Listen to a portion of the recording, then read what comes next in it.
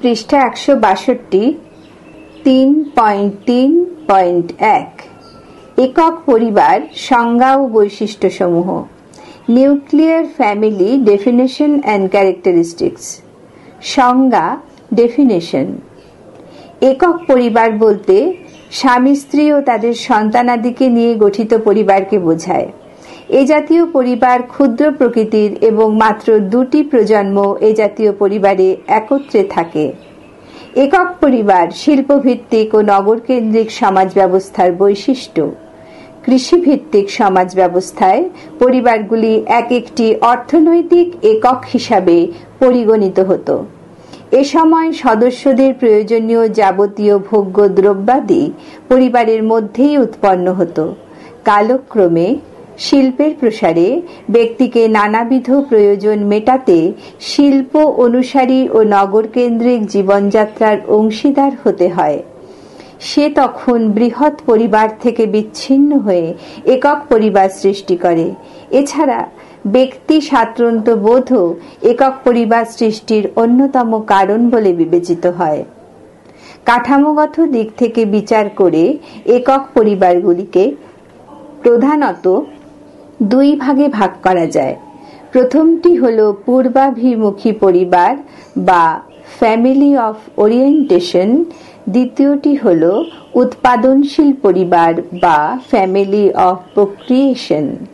একক পরিবারের প্রতি ব্যক্তির মনোভাব বা দৃষ্টিভঙ্গির বিচারে এই দুটি ভাগ করা হয়। প্রথমটির ক্ষেত্রে বলা হয় যে একক পরিবারে ব্যক্তি জন্মায়, বড় হয় ও যেটির মধ্যে তার বাবা মা ভাই বোন অন্তর্ভুক্ত তা হল পূর্বাভিমুখী পরিবার।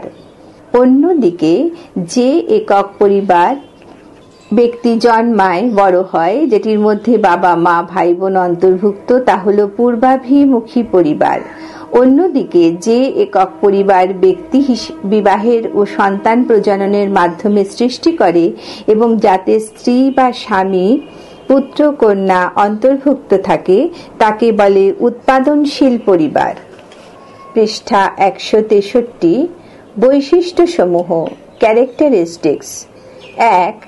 আয়তনে ক্ষুদ্রতা। একক পরিবারের আয়তন অপেক্ষাকৃত ক্ষুদ্র। ২. সীমিত সদস্য সংখ্যা। স্বামী স্ত্রী সন্তানাদি এদেরকে নিয়েই একক পরিবার সৃষ্টি হয়। স্বভাবতই এর সদস্য সংখ্যা সীমিত। ৩. স্বয়ং আবাসিকতা। একক পরিবারগুলি সাধারণত স্বয়ং আবাসিক বা নিও লোকাল হয়ে থাকে। এক্ষেত্রে স্বামী স্ত্রীরা তৃতীয় কোনো স্থানে বসবাস করে। ৪. ব্যক্তি স্বাতন্ত্র্যতা। একক পরিবারের সদস্যরা প্রবল ব্যক্তি স্বাতন্ত্র্যের অধিকারী হয়ে থাকে। ৫. গণতান্ত্রিক আদর্শযুক্ত। একক পরিবারগুলি গণতান্ত্রিক আদর্শযুক্ত হয়, সে কারণে এর সদস্যগণ সাম্য ও স্বাধীনতার পিয়াসী হয়ে থাকেন। ৬. নারী স্বাধীনতা ও নারী মুক্তি। একক পরিবারে মহিলাগণ অনেক বেশি স্বাধীনতা ভোগ করে থাকেন। পিতৃতান্ত্রিক পরাধীনতার কঠোর বেড়াজালে তারা আবদ্ধ থাকেন না। তাছাড়াও একক পরিবারের মহিলাগণ পুরুষদের মতোই নানাবিধ অর্থনৈতিক কাজকর্ম এবং বিভিন্ন বিষয়ে পরামর্শ মতামত প্রদানে অংশগ্রহণ করে থাকেন। ৭. প্রথা, লোকনীতি, সংস্কার প্রভৃতির গুরুত্ব হ্রাস। একক পরিবারের সদস্যগণ যুক্তিহীন প্রথা, লোকনীতি, সংস্কার ও ঐতিহ্যের প্রতি অনাস্থা ও অনীহা প্রকাশ করে থাকেন। ফলে এই পরিবারগুলিতে এগুলির গুরুত্ব ক্রম হ্রাসমান। ৮. স্বামী স্ত্রীর সম্পর্ক। আগেকার দিনে পরিবারগুলিতে স্বামী স্ত্রীর সম্পর্ক ছিল জড়তাপূর্ণ, কিন্তু বর্তমানের একক পরিবারগুলিতে স্বামী স্ত্রীর সম্পর্ক অনেক বেশি খোলামেলা। ৯. রোমান্টিক বিবাহ।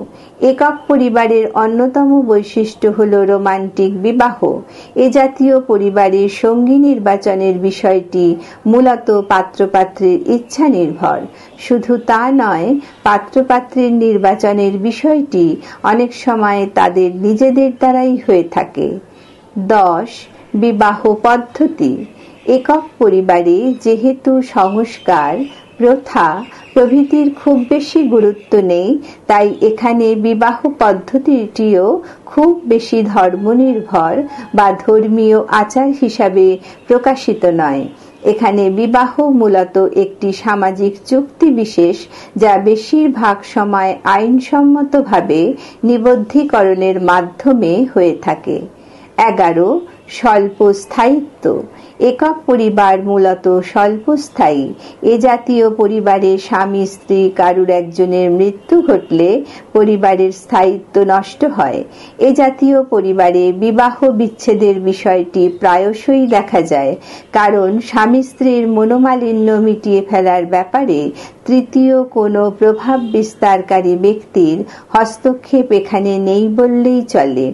ফলস্বরূপ মনোমালিন্যের তীব্রতা বিবাহ বিচ্ছেদে পরিণত হয় ও পরিবার ভেঙে যায়। এ প্রসঙ্গে বলা যায়, একক পরিবারে love at first sight and divorce at next is quite common. 12. জন্মহার কম।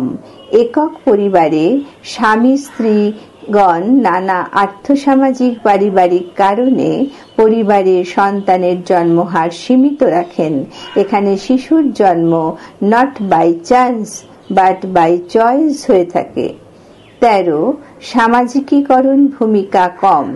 একক পরিবারে সদস্য সংখ্যা কম হওয়ায় ও অনেক ক্ষেত্রে বাবা মা নানা প্রকার আর্থপারিবারিক কারণে ব্যস্ত থাকায় শিশুর সামাজিকীকরণ সুষ্ঠু ও পরিপূর্ণভাবে হয়ে ওঠে না।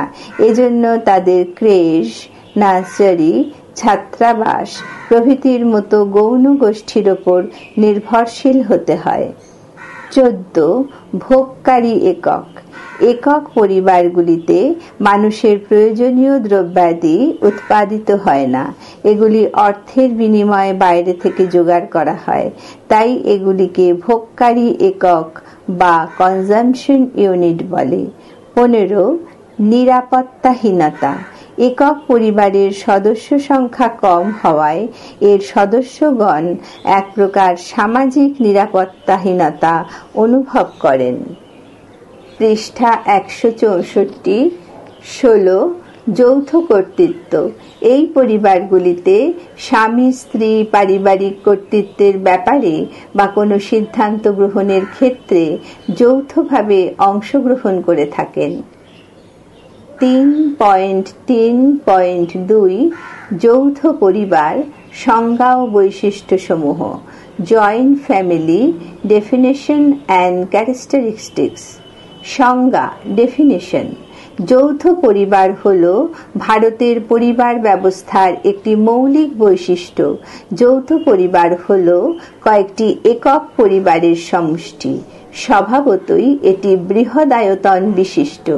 এই পরিবার ব্যবস্থায় সদ্য বিবাহিত স্বামী স্ত্রীরা বিবাহের পর বাবা মার সাথেই একত্রে বসবাস করে।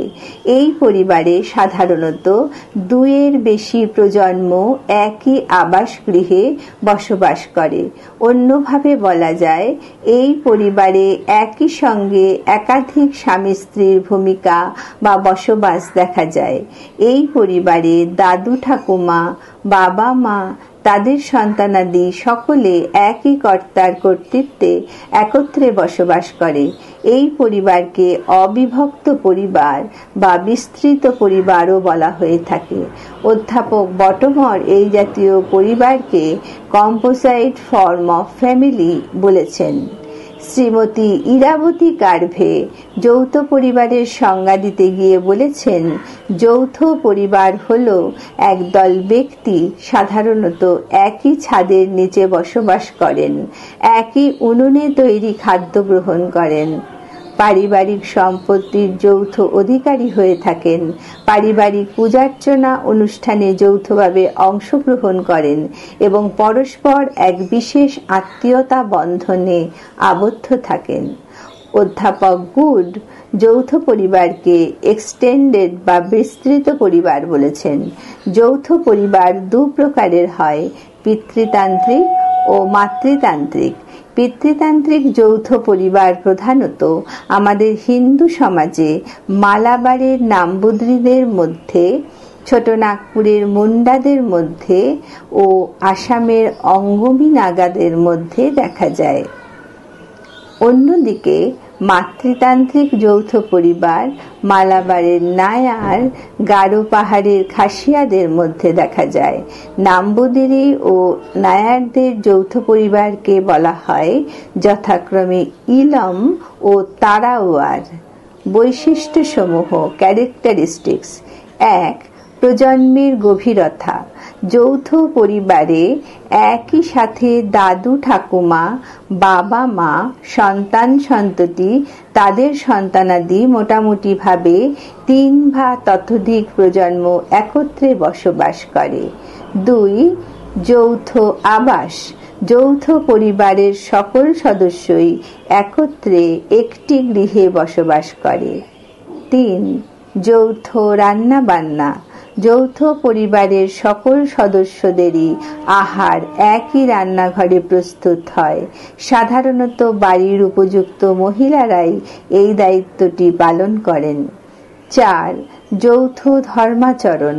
প্রত্যেক যৌথ পরিবারে আরাধ্য দেবদেবী ও কুলদেবতার প্রতি একটি বিশ্বাস থাকে এবং সকল সদস্যই পূজা ও অন্যান্য ধর্মীয় আচার অনুষ্ঠানে সমবেতভাবে অংশগ্রহণ করে থাকেন। 5. যৌথ সম্পত্তি। যৌথ পরিবারে যা কিছু সম্পত্তি তা সকলের বলে বিবেচিত হয়। পরিবারের যার যা আয় তা একটি ভাণ্ডারে জমা হয় ও প্রয়োজন অনুসারে তা ব্যয়িত হয়। পরিবারের কর্তা ওছি বা ট্রাস্টি হিসাবে এই দায়িত্বটি পালন করেন। অধ্যাপক মেলি এই যৌথ সম্পত্তির বিষয়টি একটি সমবায় ব্যবস্থার সাথে তুলনা করেছেন। 6. একক কর্তৃত্ব। যৌথ পরিবারে কর্তৃত্বের ভার প্রধানত বাড়ির বয়োজ্যেষ্ঠ ব্যক্তির ওপর ন্যস্ত থাকে। তার আদেশ বা গৃহীত কোনো সিদ্ধান্ত পরিবারের অন্যান্য সদস্যদের মান্য করে চলতে হয়। 7. স্থিরীকৃত বিবাহ ব্যবস্থা। যৌথ পরিবারে পাত্রপাত্রীর বিবাহের ব্যাপারটি বাড়ির বড়রাই ঠিক করে থাকেন। পাত্রপাত্রী নির্বাচন থেকে শুরু করে বিয়ে পর্যন্ত সমস্ত বিষয়ে বড়দের সিদ্ধান্তই চূড়ান্ত। পৃষ্ঠা 165। এক্ষেত্রে পাত্রপাত্রীর ব্যক্তিগত ইচ্ছা অনিচ্ছাকে ততটা গুরুত্ব দেয়া হয় না। বিবাহের পূর্বে প্রেম ভালোবাসা এগুলিকে পাপাচার বা অবৈধ হিসাবে মনে করা হয়। 8. অধিক সংখ্যায় সন্তান প্রজনন। যৌথ পরিবার প্রকৃতিগতভাবেই অধিক সদস্য নিয়ে গঠিত। এর কারণ হিসাবে বলা যায় একে ন্যূনতম 3 প্রজন্মের বসবাস। তাছাড়া সন্তান প্রজননের বিষয়টিকে ধর্মীয় আচরণ হিসাবে দেখা হয়। জন্ম নিয়ন্ত্রণের ব্যাপারটি এ জাতীয় পরিবারের সদস্যদের মধ্যে দেখা যায় না বললেই চলে। তবে বর্তমানে যৌথ পরিবারে এই ধারণাটি পরিবর্তিত হয়েছে। 9. সদস্যদের দায়িত্ব ও কর্তব্য। যৌথ পরিবারগুলিতে সদস্যদের অধিক দায়িত্ব ও কর্তব্য পালন করতে হয়। বিনিময়ে যৌথ পরিবার তার সদস্যদের আর্থিক, সামাজিক নিরাপত্তা প্রদান, কল্যাণ সাধন প্রভৃতি করে থাকে। 10. স্বয়ংসম্পূর্ণতা। একসময় যৌথ পরিবারগুলি ছিল স্বয়ংসম্পূর্ণ। এগুলিকে বলা হতো প্রোডাকশন ইউনিট। পরিবারের প্রয়োজনীয় ভোগ্য দ্রব্যাদির অধিকাংশই উৎপন্ন হতো পরিবারের মধ্যেই। যৌথ পরিবারের সুবিধা ও অসুবিধা। Merits and demerits of joint family. সুবিধা, মেরিটস: ক. এ জাতীয় পরিবার অনেক বেশি স্থায়ী ও স্থিতিশীল। খ. আমাদের মৌলিক চাহিদা অন্ন, বস্ত্র, বাসস্থান পূরণে অনেক নির্ভরযোগ্য। গ. সামাজিক নিরাপত্তা অনেক বেশি। ঘ. অর্থনৈতিক প্রগতির সহায়ক। ও. সামাজিকীকরণ ও সামাজিক নিয়ন্ত্রণে অত্যন্ত কার্যকরী। চ. ব্যক্তির মধ্যে সমবায়িক মনোভাব গড়ে তোলে। ছ. আত্মীয়তা বন্ধন সুদৃঢ় করে। জ. শ্রম বিভাজনের সুফল প্রদান করে। অসুবিধা ডিমেরিটস: ক, ব্যক্তির নিজস্ব উদ্যোগ বা স্বাতন্ত্র্য সঞ্জাত কার্যকারিতাকে বাধা দেয়। খ, ব্যক্তিকে নিশ্চিন্ততা প্রদানের পাশাপাশি পরনির্ভরশীল ও অলস হিসাবে গড়ে তোলে। গ, পারিবারিক বিশৃঙ্খলার জন্ম দেয়। ঘ, আলাদা করে ভোগলিপ্সা, সঞ্চয় ইচ্ছা চরিতার্থ করা যায় না। ও, নারী স্বাধীনতা বাধাপ্রাপ্ত হয়। চ, ব্যক্তিগত একাকিত্ব ও দাম্পত্য গোপনীয়তা বজায় থাকে না। ছ, সামাজিকীকরণে অসামঞ্জস্যতা দেখা যায়। জ, প্রজন্মের ফাঁক, জেনারেশন গ্যাপ সঞ্জাত সমস্যা বৃদ্ধি পায়। 3.3.3 একক পরিবার ও যৌথ পরিবারের পার্থক্য, difference between nuclear and joint family. দুটি কলমে বিভক্ত আছে, একদিকে একক পরিবার, অপরদিকে যৌথ পরিবার। একক পরিবার এক, স্বামী স্ত্রী সন্তান এদেরকে নিয়েই একক পরিবার গঠিত হয়। এই জাতীয় পরিবার ক্ষুদ্রায়তন বিশিষ্ট। যৌথ পরিবার এক, যৌথ পরিবার বৃহদায়তন বিশিষ্ট। এখানে ন্যূনতম 3টি প্রজন্ম একত্রে বাস করে। একক পরিবার দুই, একক পরিবারের স্থায়িত্ব কম। স্বামী স্ত্রী কোনো একজনের মৃত্যুতে বা বিবাহ বিচ্ছেদের ফলে এই পরিবার ভেঙে যায়। যৌথ পরিবার দুই, যৌথ পরিবারের স্থায়িত্ব অনেক বেশি। এটি একটি ধারাবাহিক ব্যবস্থা। একক পরিবার তিন, একক পরিবার স্বামী স্ত্রী উভয়ের দ্বারা পরিচালিত হতে পারে। যৌথ পরিবার তিন, যৌথ পরিবার সাধারণত পরিচালিত হয় পরিবারের বয়োজ্যেষ্ঠ ব্যক্তির দ্বারা। একক পরিবার চার, একক পরিবারে বিবাহ ব্যবস্থা মূলত রোমান্টিক। যৌথ পরিবার চার, যৌথ পরিবারে বিবাহ ব্যবস্থা হল স্থিরীকৃত। এটিকে গুরুত্বপূর্ণ ধর্মীয় আচার হিসাবে দেখা হয়। একক পরিবার পাঁচ, একক পরিবারে স্বামী স্ত্রীর সম্পর্ক খোলামেলা ও বন্ধুত্বপূর্ণ। যৌথ পরিবার পাঁচ, যৌথ পরিবারে স্বামী স্ত্রীর সম্পর্ক অনেকখানি আড়ষ্ট ও শ্রদ্ধা মিশ্রিত। একক পরিবার ছয়, একক পরিবারে মহিলারা পুরুষদের মতো প্রায় সমস্ত ব্যাপারে, যেমন কোনো ব্যাপারে মতামত জ্ঞাপন, বাইরের কাজ, অর্থ উপায় প্রভৃতিতে অংশগ্রহণ করেন। যৌথ পরিবার ছয়, সনাতন হিন্দু যৌথ পরিবারগুলিতে মহিলারা সাধারণত গৃহকর্মেই নিযুক্ত থাকতেন। বাইরের কোনো কাজে বা গুরুত্বপূর্ণ সিদ্ধান্ত গ্রহণের ক্ষেত্রে তাদের ভূমিকা ছিল নগণ্য। তারা নিতান্ত অনুগতের মতো থাকতেন। পৃষ্ঠা 166। একক পরিবার সাত, একক পরিবারগুলিতে স্বামী স্ত্রী উভয়ই সাংসারিক কাজে ব্যস্ত থাকায় শিশুর সামাজিকীকরণের দায়িত্ব বর্তায় অন্যান্য গৌণগোষ্ঠী সমূহের ওপর। যৌথ পরিবার সাত, যৌথ পরিবারে শিশুর সামাজিকীকরণ মূলত পরিবারের সদস্যদের দ্বারাই হয়ে থাকে।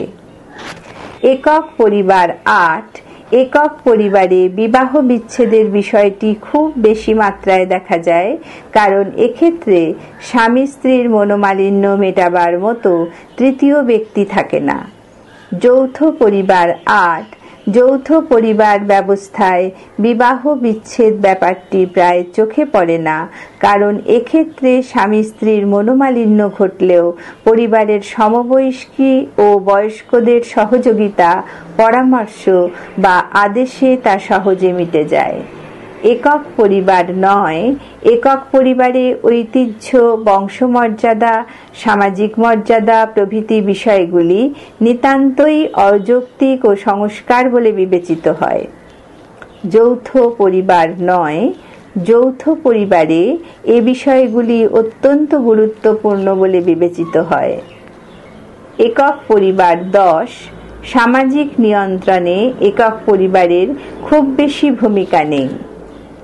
যৌথ পরিবার 10, সামাজিক নিয়ন্ত্রণে যৌথ পরিবারের ভূমিকা অনেক বেশি।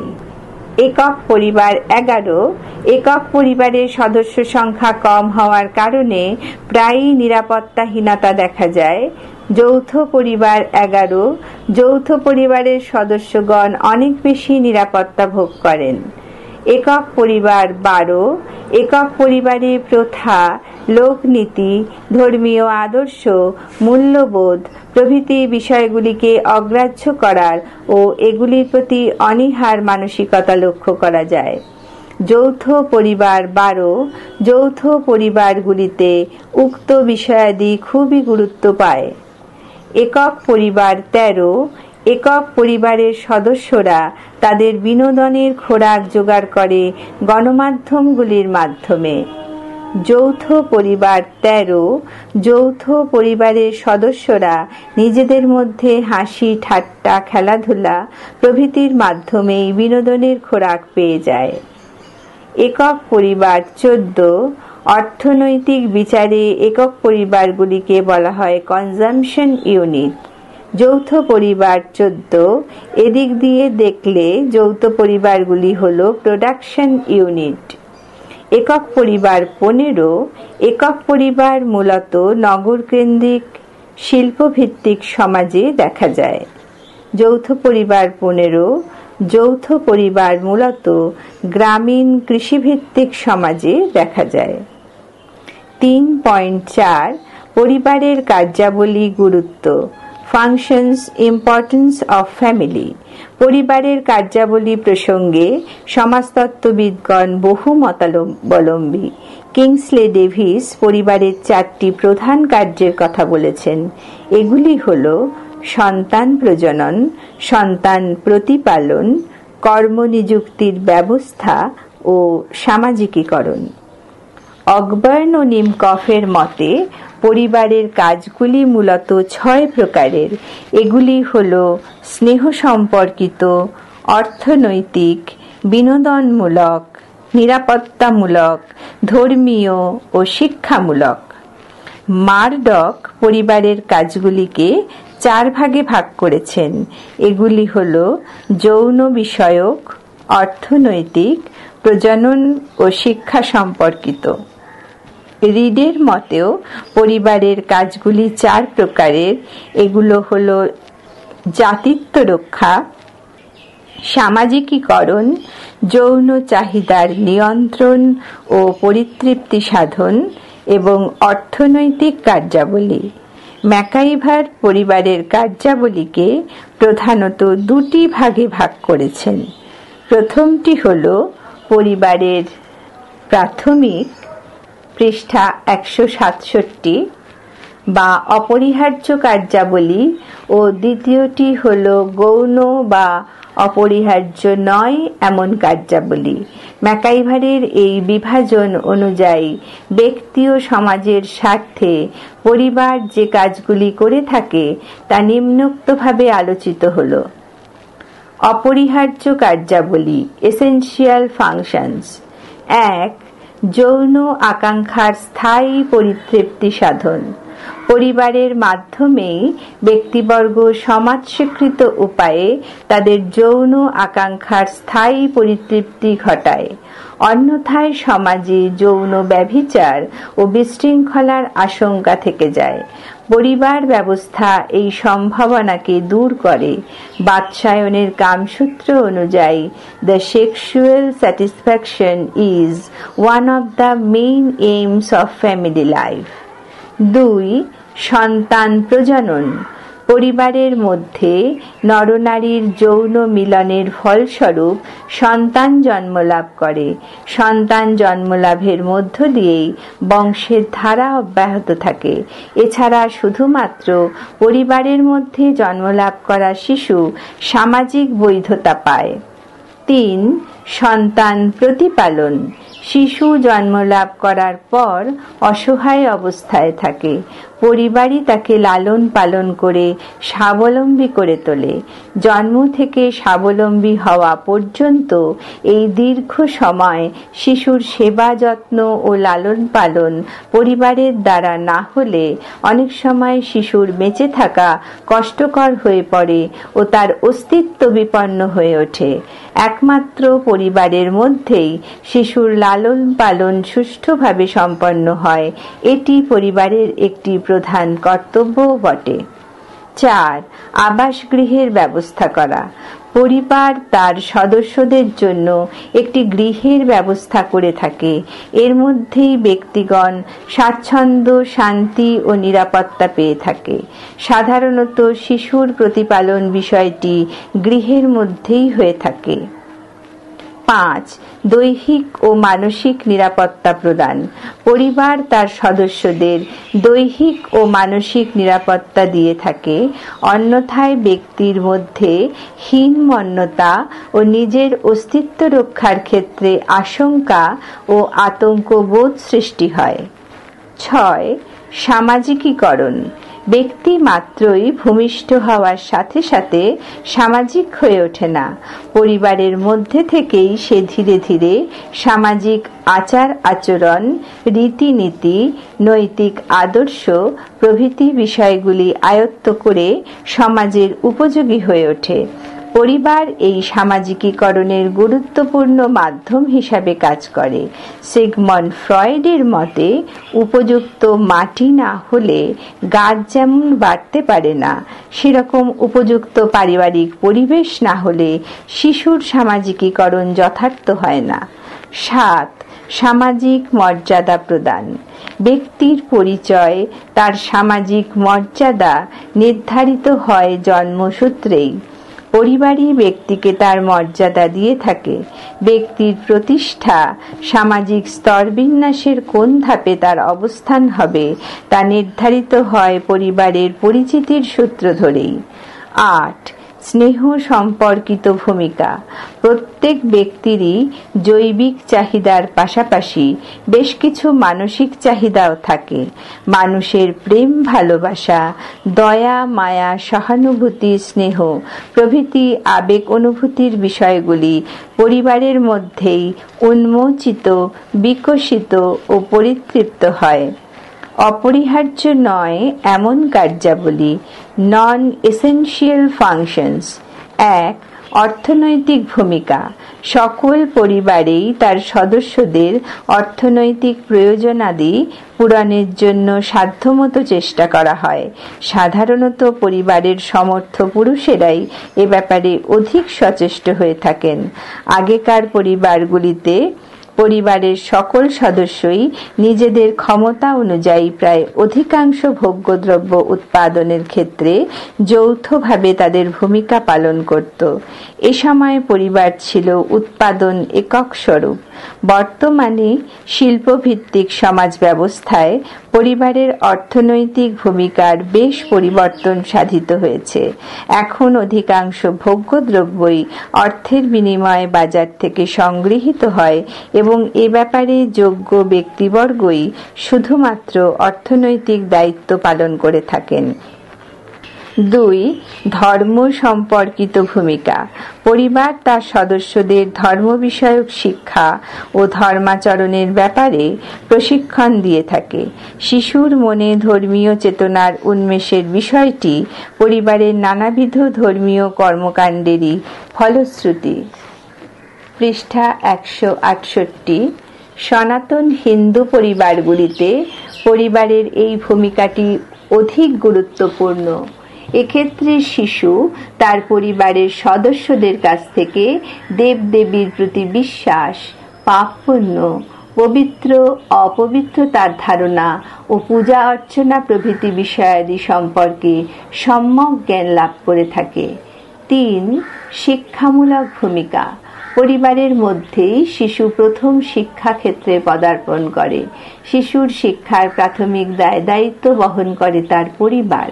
বিধিবদ্ধ শিক্ষার পাশাপাশি আগেকার পরিবারগুলিতে বৃত্তিমূলক শিক্ষাও শিশু পরিবার থেকে পেয়ে থাকত, পরিবারের অর্থনৈতিক কর্মকাণ্ডের শরিক হিসাবে। 4. সম্পত্তির উত্তরাধিকারী নির্বাচন। প্রতিটি পরিবারেই কোনো না কোনো সম্পত্তি থাকে। এই সম্পত্তির সংরক্ষণ যেমন পরিবারই করে থাকে, তেমনি এগুলিকে ভবিষ্যতে সংরক্ষিত রাখার জন্য পরিবার উপযুক্ত উত্তরাধিকারী ঠিক করে রেখে যায়। পরিবারের দ্বারাই পারিবারিক সম্পত্তি এক পুরুষ থেকে পরবর্তী পুরুষে হস্তান্তরিত হয়। 5. সংস্কৃতির ধারণ ও সংরক্ষণ। শিশু জন্মসূত্রেই সংস্কৃতির অধিকারী হয় না। পরিবারের মধ্যে থেকেই সে সংস্কৃতির উপাদানগুলি গ্রহণ করে সংস্কৃতিবান হয়ে ওঠে। এই সংস্কৃতি সে পূর্ববর্তী প্রজন্ম থেকে প্রাপ্ত হয় ও তার পরবর্তী প্রজন্মে চালিত করে। এইভাবে পরিবার সংস্কৃতিকে একদিকে যেমন ধারণ করে, আবার প্রজন্ম থেকে প্রজন্মে প্রবাহিত করে এটিকে সংরক্ষণ করে। 6. বিনোদনমূলক ব্যবস্থা গ্রহণ। আগেকার পরিবারগুলিতে সদস্যরা নানা প্রকার বিনোদনমূলক আচরণ করে থাকত। তখন এগুলিতে সদস্য সংখ্যা ছিল বেশি। সদস্যরা নিজেদের মধ্যেই হাসি ঠাট্টা, গান বাজনা, খেলাধুলো প্রভৃতির মাধ্যমে বিনোদনের উপাদানগুলি সংগ্রহ করত। এখনকার পরিবারের সদস্যরা রেডিও, টিভি, সিনেমা প্রভৃতি গণমাধ্যমগুলির মাধ্যমে বিনোদনের রসদ সংগ্রহ করে থাকে। 7. সামাজিক নিয়ন্ত্রণ। পরিবার একদিকে যেমন তার সদস্যদের সামাজিক আচার আচরণ শিখিয়ে দেয়, তেমনি সদস্যদের অসামাজিক সুসংহত সমাজ ব্যবস্থার বিরোধী কার্যকলাপকে নিয়ন্ত্রণ করে। পরিবার মানুষের মনে একটা বাধ্যবাধকতা বোধ তৈরি করে দিয়ে মানুষকে স্বেচ্ছায় কিছু নিয়ন্ত্রণ ও বিধি নিষেধ মেনে নিতে প্রবৃত্ত করেছে। সেই হিসাবে পরিবার সমাজ জীবনের একটি নিয়ন্ত্রণ মাধ্যম, অথচ আইনের পীড়নমূলক উপাদান এই মাধ্যমটিতে অনুপস্থিত। রক্ষণশীল সমাজে পরিবারের সামাজিক নিয়ন্ত্রণের ভূমিকা খুবই গুরুত্বপূর্ণ। 8. ব্যক্তির পরিচয় দান। প্রত্যেক পরিবারের একটি নাম থাকে। এই নাম ব্যক্তির পারিবারিক পরিচিতি প্রদান করে থাকে।